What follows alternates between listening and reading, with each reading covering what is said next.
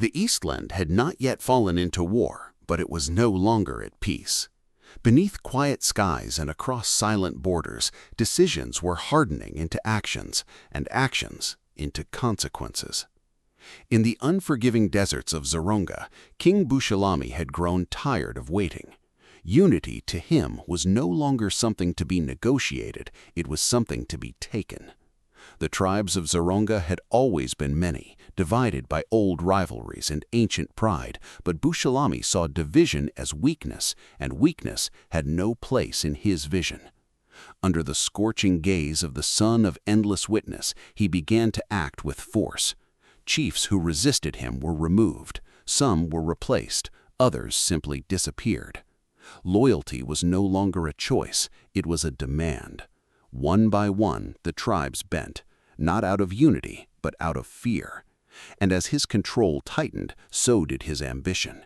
His eyes turned toward Tyre, small, isolated, vulnerable. To Bushalami, it was the perfect beginning, the first stone to fall in what he believed would become an unstoppable chain. But power built on fear is never stable, and though the desert now answered to him, it did not yet trust him. In Mandev, something unexpected began to happen. King Malu, who had long driven his people through relentless labor and preparation, began to slow the fire. Workloads were reduced, the endless forging eased, soldiers were given rest. To some, it was a sign of wisdom, a ruler recognizing the limits of his people. But to others, it was something far more dangerous: weakness. The walls of Mandev still rose strong, its defenses remained formidable, but the rhythm had changed. The kingdom that once moved like a machine had begun to breathe. Queen Sharon watched this shift closely, and what she saw troubled her. To her, a king who hesitates is a king who risks everything. The world beyond Mandev was not slowing down, it was preparing. And Malu's decision, however well-intended, could cost them dearly. In the quiet corners of the palace, her thoughts began to take shape, not as concern, but as resolve. If Malu could not lead Mandev into what was coming, then perhaps he should not lead at all. And in General Philip, she saw not just a loyal soldier, but a man who understood strength, order, and necessity. Conversations began, quiet, careful, and dangerous, not of rebellion, but of replacement. While Mandev adjusted its pace, word of this shift did not remain hidden. In Tyre, King Aaron listened closely as reports arrived, carried by traders and spies alike. Mandev was easing, its people were resting, its king was slowing down.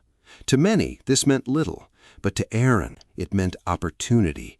The moment he had been waiting for might finally be within reach.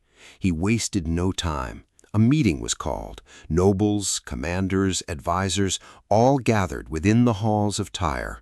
The question before them was simple, yet heavy with consequence. Should they strike? Aaron laid out his vision with precision. If they moved now, swiftly and decisively, they could catch Mandev at its most vulnerable. Take Siro, take its metals, take its strength, and with that, reshape the future of the Eastland. The room filled with agreement, with ambition, with belief in the possibility of victory. But not all voices joined in. Sir Bear stood apart, silent at first, then firm. He had seen war. He understood it, not as an idea, but as a reality. Mandev, even in rest, was not weak. Siro was not exposed. Its walls still stood, its armies still existed, and underestimating such a kingdom was not strategy, it was disaster. He warned them plainly. This was not an opportunity, it was a trap waiting to be misunderstood. But ambition often speaks louder than caution, and though his words carried weight, they did not carry the room. Far from these rising tensions, beyond the reach of deserts and stone walls, the Salt Isle remained outwardly unchanged. Calm seas, steady trade, a queen who still believed in peace. But beneath that calm, something had begun to stir. Sir Ohms had stopped waiting. Where Queen Senil chose patience, he chose preparation. Quietly, carefully, and without announcement, he began to gather men. Not an army, not yet, but enough to matter. 1,000 soldiers trained in secrecy.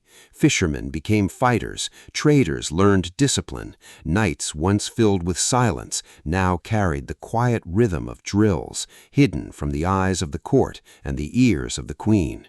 To Holmes, this was not betrayal, it was survival.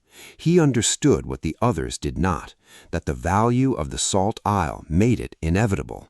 Sooner or later, someone would come for it, and when that moment arrived, peace alone would not be enough.